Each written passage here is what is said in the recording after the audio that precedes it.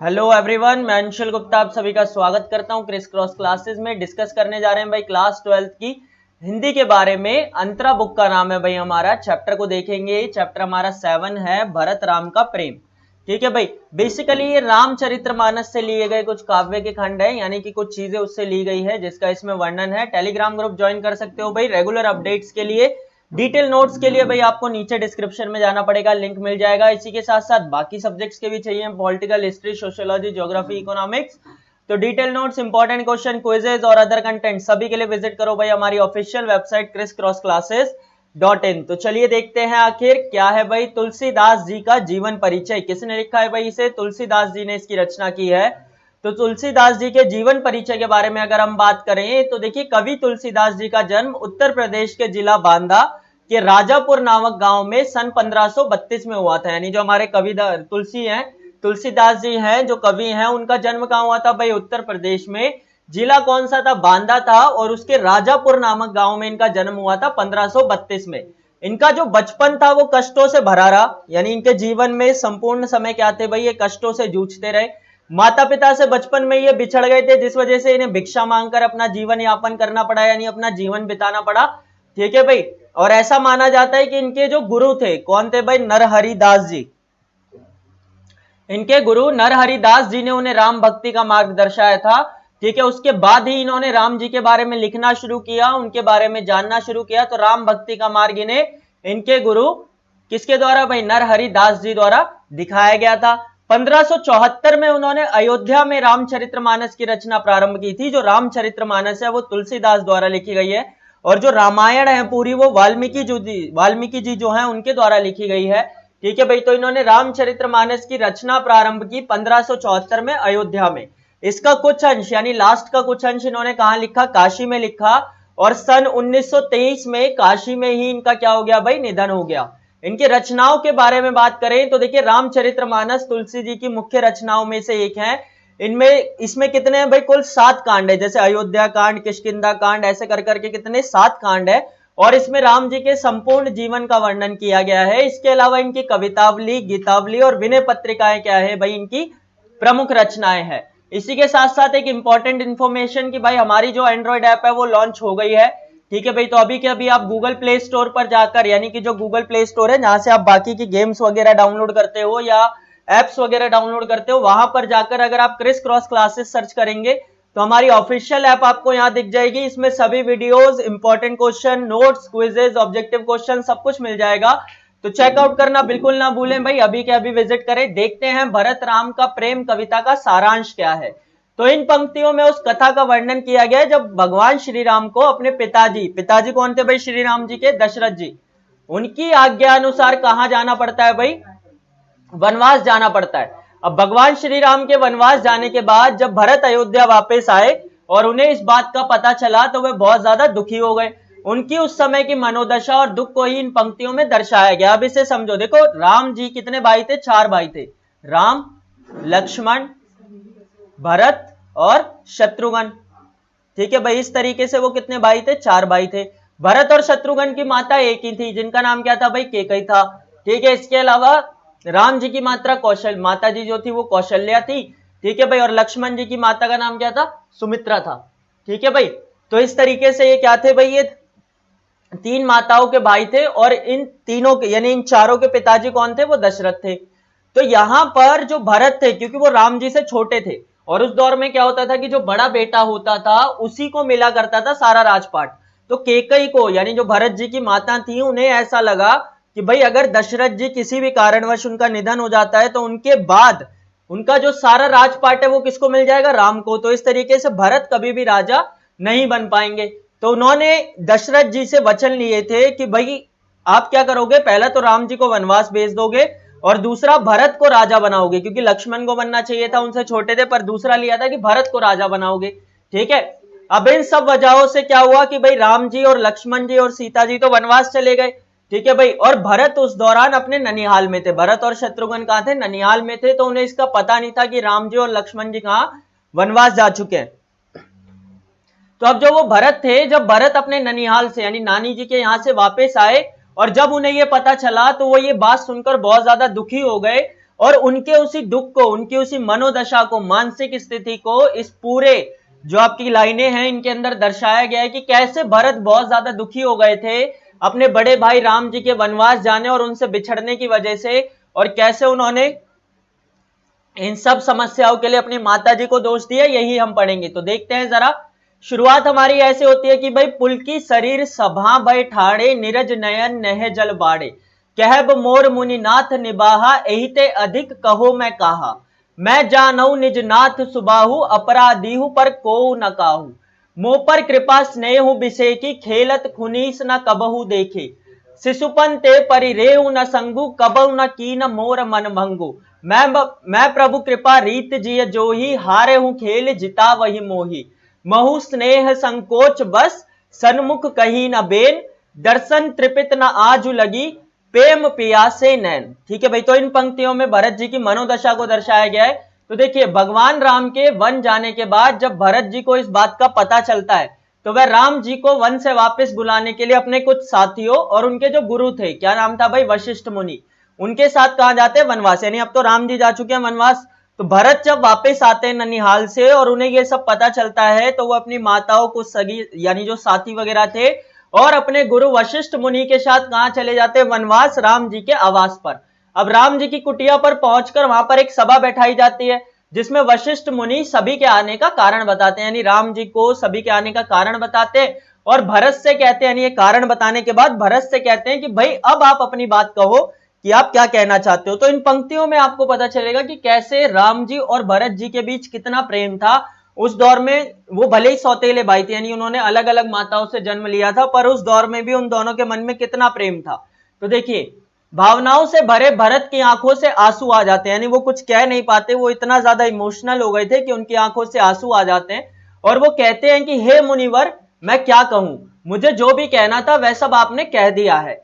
मैं बस ये कहना चाहता हूं कि मैं अपने बड़े भाई राम जी के स्वभाव को जानता हूं, उनका दिल स्नेह, स्नेह यानी कि प्रेम से भरा हुआ है। वह तो एक व्यक्ति की गलती होने पर भी उसे नहीं डांटते, सदैव उसे प्रेम पूर्वक समझाते हैं, यानी अगर कोई गलती करता है तो वो उसे भी नहीं डांटते, उसे भी प्यार से समझाते हैं।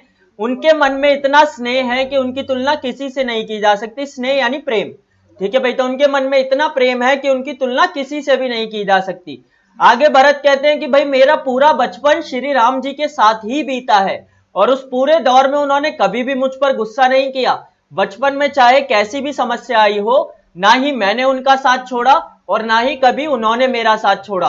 वो आगे कहते हैं कि अगर मैं कभी कभी खेल में हार भी जाया करता था ना, तो प्रभु श्री राम मुझे किसी ना किसी तरीके से उस खेल में जिता दिया करते थे ताकि मेरा दिल ना टूटे। और इसी वजह से मैं अपने बड़े भाई श्री राम को वापस अयोध्या ले जाना चाहता हूं, क्योंकि इतने लंबे दौर तक मैं उनके और उनके स्नेह के बिना कैसे रहूंगा। या तो श्री राम मुझे अपने साथ वनवास ले चले या फिर मेरे पास, यानी मेरे साथ वापस अयोध्या चले।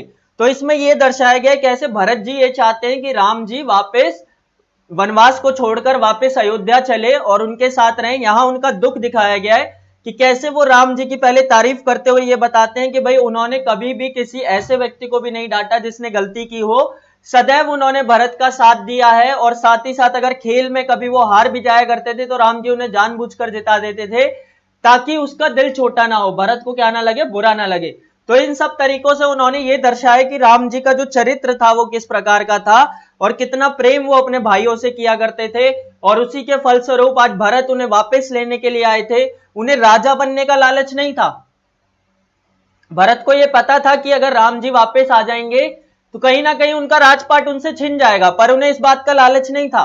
ठीक है, उन्हें अपने भाई से ज्यादा प्रेम था, बल्कि किसी राजपाट से कोई मोह नहीं था। तो यहां पर यह दर्शाया गया है कि उस दौर में कितने अच्छे संबंध हुआ करते थे, भाइयों के बीच में रिश्ते नाते कितने अच्छे से निभाए जाते थे। ठीक है, सबके मन में प्रेम और स्नेह हुआ करता था। आगे चलते हैं, आगे क्या होता है भाई, आगे की कहानी कुछ ऐसी है कि विधि ना सकेऊ सही मोर दुलारा, नीच बिचु जननी मिसपारा, यही कहत मोही अजुना शोभा, अपनी समूजी सादी सुचि कोबा, मातु मंदिर में साधु सुचाली, उर उस आनत कोटि कुचाली, फरई की कोदेव का बाली सुसाली, मुक्ता प्रसव की संबुक काली, सपने हूं दोसक ले सुना काहू, मोर अभाग उदति अब गाहू, बिनु समझे निज अगु परिपाकु, जा रहूं जायम जननी कहू काकू, हृदय हेरि हारे हूं सब ओरा, एक ही भांति भले ही बल मोरा, गुरु गोसाई साहिब सिय रामू, लागत मोहि नीक परिणामू, साधु समा गुर प्रभु निकट, कहू सुथल सती बाऊ, प्रेम प्रपंच की झूठ फुर, जान ही मुनि रघुराहू। तो यहां पर वो क्या कहते हैं, देखिए यहां पर वो कहते हैं कि इन पंक्तियों में भरत अपनी माता की निंदा, यानी उनकी माता कौन थी, कैकेयी, और मैंने आपको बताया ना कि उन्होंने यानी उनके पिताजी दशरथ से क्या किया था, वचन लिए थे, तो इसीलिए वो कहते हैं कि भाई वो अपनी माता की निंदा करते हुए कहते हैं कि मेरी माता जी ने जो भी किया है वह पूर्ण रूप से अधर्म है, यानी कि गलत है। अगर भरत खुद को दोष देते हुए भरत खुद को दोष देते हुए कहते हैं कि मैं ये भी नहीं कह सकता कि मैं साधु या पवित्र हूं, क्योंकि अपनी समझ में साधु या पवित्र बनकर कोई लाभ नहीं है, क्योंकि ये तो जग निर्धारित करता है कि कौन कैसा है। तो शुरू में वो अपनी माता जी की निंदा करते हैं और कहते हैं कि मेरी माता जी ने जो भी किया है वो पूरी तरह से क्या किया है, गलत किया है, ठीक है। और उसी के साथ साथ वो क्या कहते हैं कि मैं तो ये भी नहीं कह सकता कि मैं पूरी तरह से सही हूं, मैं साधु हूं या मैं पवित्र हूं, क्योंकि मेरी समझ में अगर मैं ये बनूं तो उससे कोई फर्क नहीं पड़ता, जगत मेरे बारे में क्या सोचता है ये मैटर करता है। भरत जी के अनुसार उनकी माता द्वारा श्री राम जी को वनवास भेजे जाना किसी अधर्म से कम नहीं था, इसी वजह से वह उन्हें दुराचारी कहते हैं और स्वयं को भी दोष देते हुए कहते हैं कि जिस प्रकार एक कोदेव की बाली अच्छा अनाज नहीं दे सकती और एक काला गोगा श्रेष्ठ मोती नहीं दे सकता, उसी प्रकार एक दुराचारी माता भी पवित्र संतान को जन्म नहीं दे सकती। तो भरत जी यहां पर क्या कहते हैं, भाई पहले तो अपनी माता जी की निंदा करते हैं, उसके बाद कहते हैं कि जिस प्रकार कोदेव की जो बाली है वो एक अच्छा अनाज नहीं दे सकती। देखिए जैसे गेहूं होता है वैसे ही कोदेव भी एक प्रकार का क्या होता है, अनाज होता है। तो वो कहते हैं कि जिस प्रकार एक कोदेव की बाली अच्छा अनाज नहीं दे सकती, यानी जो कोदेव की बाली से अनाज निकलता है वो मोटा अनाज होता है, ठीक है, तो वो कहते हैं कि अच्छा अनाज नहीं दे सकती। और एक काला गोगा, गोगा क्या होता है भाई, जो मोती को पैदा करता है, ठीक है भाई, देखा होगा आपने शेल वगैरह के अंदर मोती होते हैं, तो वो बोलते हैं कि काला गोगा श्रेष्ठ मोती नहीं दे सकता, यानी कि एक अच्छा मोती नहीं दे सकता। उसी प्रकार एक दुराचारी माता पवित्र संतान को जन्म नहीं दे सकती, यानी वो यहां पर कहते हैं कि अगर मेरी माता जी दोषी हैं तो मैं भी उतना ही दोषी हूं, क्योंकि अगर वो गलत हैं तो वो भी एक यानी एक अच्छी संतान को या पवित्र संतान को जन्म नहीं दे सकती, तो इस तरीके से मैं भी क्या हूं, उतना ही दोषी हूं। आगे वह स्वयं को दोषी बताते हुए कहते हैं कि मैं अपने सपने में भी किसी को दोष नहीं देना चाहता। अपनी पिछली बातों की इशारा करते हुए वो कहते हैं कि मैंने अपनी माता जी के हृदय को ठेस पहुंचाई है और उन्हें भला बुरा कहा है, तो आगे वो स्वयं को ही दोष देते हैं, ठीक है। जब ये सब बोलने के बाद उन्हें रियलाइज होता है तो वो कहते हैं कि भाई मैं तो किसी को सपने में भी दोष नहीं दे सकता, क्योंकि मेरी माता जी को भी बुरा भला कहकर मैंने ठेस पहुंचाई है और एक अच्छा व्यक्ति कभी ऐसा नहीं करेगा, ठीक है। और इसी वजह से वो अंत में ये मानते हैं कि ये सब उनकी गलती है, अगर वो ना होते तो शायद ये सब ना होता। आगे वो क्या कहते हैं, भाई इन सब स्थितियों में वह कहते हैं कि मैं ही दोषी हूं, शायद मेरे भाग्य का ही ये लिखा हुआ था और मेरे बुरे कर्मों का फल है जो आज मुझे ये सब देखना पड़ रहा है। फिर भरत कहते हैं कि भाई मैं तो हर तरीके से लुट चुका हूं, यानी मेरे प्रिय भाई मुझसे चले गए, ठीक है, राजपाट का मेरे को मोह नहीं है, मेरी माता जी ने भी गलत किया, ठीक है। तो वो कहते हैं कि मुझे इन सब समस्याओं और पापों से कौन बचाएगा, तो वो उनके मन में ख्याल आता है कि सिर्फ श्री राम ही ऐसे हैं जो उन्हें बचा सकते हैं। और आगे वो ये कहते हैं कि भाई श्री राम और गुरुजन सब ये जानते हैं कि मैं ये सब बोलकर ढोंग कर रहा हूं या मेरे सच्ची भावनाएं हैं, क्योंकि मेरे प्रेम को ये सब जानते हैं। तो यहां पर भरत की उस मनोदशा को दिखाया गया जिसमें वो बहुत ज्यादा कंफ्यूज हैं, यानी एक स्थिति खराब हो चुकी है, अब उन्हें ये समझ नहीं आ रहा है कि किया क्या जाए, ठीक है। तो इसी वजह से कभी वो अपनी माता जी को दोष देते हैं, कभी अपने भाग्य को दोष देते हैं, कभी स्वयं को दोष देते हैं, ठीक है, यानी वो इस सिचुएशन में बहुत ज्यादा क्या है, कंफ्यूज दिखाई पड़ रहे हैं, ठीक है।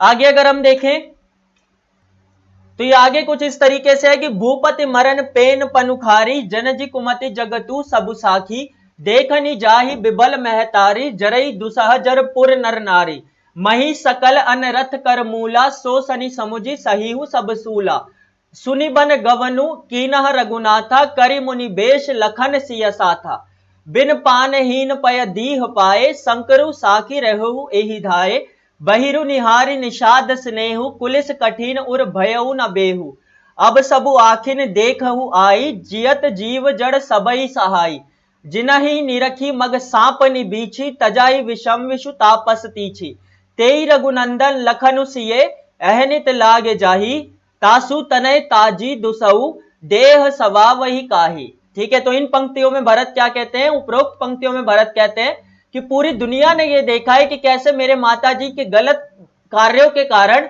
राम जी को वनवास मिला, और राम जी के वनवास चले जाने के कारण मेरे पिता दशरथ जी का भी क्या हो गया, निधन हो गया। ठीक है भाई, इससे जुड़ी एक कहानी भी है कि किस तरीके से दशरथ जी यानी जब राम जी चले गए तो उनके वियोग में यानी राम जी के चले जाने के दुख में दशरथ जी का क्या हो गया था, निधन हो गया था। ठीक है, और इसी वजह से उसकी जो तीनों माताएं थी वो क्या हो गई थी, विधवा हो गई थी। तो यहां पर यही बोल रहे हैं वो कि मेरी माता जी के गलत कर्मों की वजह से क्या हुआ भाई, पहली बात तो राम जी को वनवास मिला, और दूसरा मेरे पिताजी का क्या हो गया भाई, निधन भी हो गया। इस वजह से मेरी तीनों माताएं अत्यंत दुखी है, और सभी अवधवासी यानी अयोध्या के वासी जो हैं वो भी असहनीय दुख झेल रहे हैं। स्वयं को दोषी बताते हुए भरत कहते हैं कि यह सब मेरी वजह से हुआ है, मेरी माता जी ने मुझे राजा बनाने के लिए ये सब किया। आगे वे कहते हैं कि जिन्हें देखकर सांप और बिच्छू भी अपना विष त्याग देते हैं, उन श्री राम को अब दुखों से जूझना पड़ेगा और वन में साधुओं की तरह जीवन जीना पड़ेगा, ये सब मेरी वजह से हुआ है। तो यानी यहां पर उन्होंने राम जी की तारीफ करते हुए कहा है कि राम जी एक ऐसे मनुष्य जिन्हें देखकर सांप और बिच्छू भी अपना जहर छोड़ देते हैं, यानी वो इतने ज्यादा स्नेह से प्रेम से भरे हुए हैं कि उन्हें देखकर सांप और बिच्छू जैसे जहरीले जीव भी अपना जहर क्या कर देते हैं, त्याग देते हैं। ठीक है, पर लालच में आकर मेरी माता कैकेयी ने श्री राम को क्या किया, वनवास भेजा, और अब उनके इन बुरे कर्मों का फल किसको मिल रहा है भाई, उनके बेटे को यानी भरत। देखिए कैकेयी ने किसके लिए किया था, ये सब भरत के लिए किया था, पर इससे क्या भरत जी को खुशी हुई, नहीं हुई। ना तो उन्हें राजपाट का लालच था और ना कुछ था। ठीक है, तो इससे उन्हें खुशी नहीं मिली, बल्कि उन्हें उल्टा दुख मिला, भरत को भी दुख मिला, साथ ही साथ पिताजी को खोने की वजह से सभी को दुख मिला। ठीक है, तो इसी वजह से यहां पर यह कहा गया है कि भाई जिस बेटे की खुशी के लिए उन्होंने ऐसा किया था वह भी आज दुखी है, और साथ ही साथ उनके पति राजा दशरथ को भी उन्हें क्या करना पड़ा, खोना पड़ा। तो यहां पर ये पंक्तियां खत्म हो जाती हैं। ठीक है, मैं आपको इसके आगे की थोड़ी सी कहानी बता देता हूं जिससे आपको ये और इंटरेस्टिंग लगे और अच्छा समझ से आए। तो इसके बाद क्या होता है कि भरत जी ये सब बोलते हैं, तो राम जी यानी भरत जी ने क्या कहा था शुरू में कि या तो आप मेरे साथ वापस चलो या मेरे को भी वनवास ले चलो। तो राम जी उन्हें ये कहते हैं कि देखिए मैं आपके साथ वापस तो नहीं जा सकता क्योंकि मेरे पिताजी का वचन है, ठीक है भाई, और उसको हम तोड़ नहीं सकते। ठीक है, और इसी वजह से मैं आपके साथ वापस तो नहीं जा सकता, मुझे 14 वर्ष का वनवास तो भुगतना ही पड़ेगा। तो जब भरत जी कहते हैं कि भाई आप फिर मुझे अपने साथ ले चलो ताकि मैं भी लक्ष्मण की तरह आपकी सेवा कर सकूं, तो राम जी कहते हैं देखिए अभी अयोध्या को आपकी जरूरत है और आपका भी फर्ज बनता है कि आप अयोध्या को संभाले। तो इसी वजह से वो भरत जी को भी अपने साथ नहीं ले जाते। ठीक है, तो इसी के बीच में समझौता ये होता है कि भरत राम जी की चरण पादुकाएं जो उस दौर में पैरों में पहना करते थे, चप्पलों की तरह देखी होंगी सबने, उन चरण पादुकाओं को ले जाकर वहां पर रख देते हैं और उनके बेहाफ पर शासन करते हैं, यानी खुद राजा नहीं बनते, वो उनके बेहाफ पर राजा बनते हैं कि जब तक 14 वर्ष तक जो हमारे राम जी हैं वो वापस नहीं आएंगे तब तक मैं शासन करूंगा, और उसके पश्चात क्या होगा कि सभी चीजें ठीक है भाई किसको सौंप दी जाएंगी, दोबारा से राम जी को सौंप दी जाएंगी। तो इस तरीके से आप देख सकते हैं कि दोनों भाइयों में कितना प्रेम था, लालच के नाम पर कुछ भी नहीं था, और इसमें उसी चीज को दर्शाया गया है। ठीक है भाई, इसमें विशेष क्या है, तो देखिए रूपक, उपमा, उत्प्रेक्षा, अनुप्रयास अलंकारों का सुंदर प्रयोग किया गया है। ये आप मुझे ढूंढ के नीचे कमेंट सेक्शन में बताएंगे कि कहां पर कौन सा अलंकार है। अवधि भाषा है भाई, रामचरितमानस की जो पूरी भाषा है वो अवधि भाषा है, तो कहीं भी आए तो आपको अवधि भाषा ही लिखनी है। भाषा सरल है और सहज है, पंक्तियों में लयात्मकता है। लयात्मकता का मतलब क्या होता है कि भाई एक लय है। ठीक है भाई, छंद युक्त कविता है, अलग अलग छंद है, यानी कि आप इन सबको एक साथ दो दो लाइनें क्या है एक दूसरे से मैच करती हैं, और भरत और राम के बीच के अनंत प्रेम को इसमें दर्शाया गया है। तो आई होप कि आपको ये बिल्कुल अच्छे से समझ आ गया होगा भाई। सभी पार्ट्स को देखे, हिंदी की हमारी पूरी सीरीज चल रही है, प्लेलिस्ट का लिंक नीचे डिस्क्रिप्शन में मिल जाएगा, उसे चेकआउट करना बिल्कुल ना भूले भाई। वीडियो को लाइक जरूर कर देना, नोट्स का लिंक भी नीचे डिस्क्रिप्शन में मिल जाएगा। टेलीग्राम ग्रुप ज्वाइन कर लो भाई, ऐसी बहुत सारी अपडेट्स और कंटिन्यूअस वीडियो और पर्सनल इंटरेक्शन के लिए सब्सक्राइब कर लेना चैनल को, ऐसी बहुत सारी वीडियोस के लिए। वीडियो को लाइक जरूर कर देना क्योंकि आपके एक लाइक से हमें मोटिवेशन मिलती है और मेहनत करने के लिए आपके लिए। और साथ ही साथ हमारी एंड्रॉइड ऐप लॉन्च हो गई है, तो उस एंड्रॉइड ऐप को आप डाउनलोड कर सकते हो गूगल प्ले स्टोर से, जहां से आप बाकी की गेम और ऐप वगैरह डाउनलोड करते हो। क्रिस क्रॉस क्लासेस सर्च कीजिए और हमारी ऑफिशियल ऐप को डाउनलोड कीजिए। So thank you very much everyone for joining the session, thanks a lot.